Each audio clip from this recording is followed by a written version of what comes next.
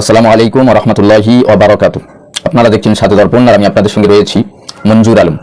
আজকে আপনাদের সম্মুখে আমি কোরআন শরীফ থেকে আরেকটি তথ্য দেব।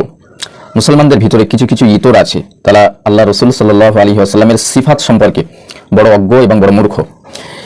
এদের জন্য কোরআন শরীফে বহু শিক্ষা রয়েছে, আল্লাহ পাক শিক্ষা দিয়েছেন।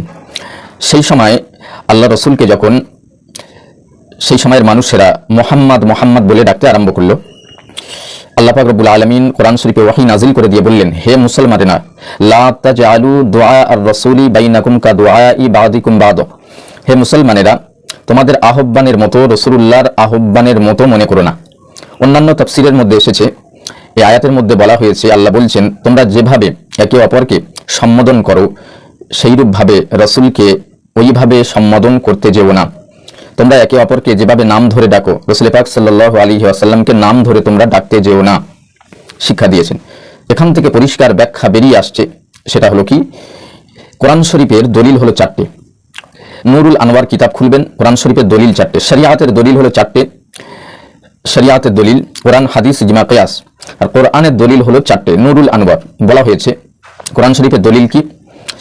ইবারাত, দালালাত, ইকতিদা আর ইশারা। এই চারটি কোরআন শরীফের নিজস্ব দলিল। এখান থেকে ইশারা করা হচ্ছে কি, তোমরা সব কিছুর বিষয়ে সব ক্ষেত্রে রাসূল পাক সাল্লাল্লাহু আলাইহি ওয়াসাল্লামের সঙ্গে সম্বোধন করতে যেও না, তুলনা করতে যেও না। আল্লাহ পাক রব্বুল আলামিন আমাদের সকলকে নবী সম্পর্কে বোঝার তৌফিক এনায়েত করুন। আমরা সকলে বলি আল্লাহুম্মা আমিন। সুস্থ থাকুন, ভালো থাকুন, আর সাথে দর্পণ চ্যানেলের সঙ্গে সদা সর্বদা বন্ধুত্ব রাখুন।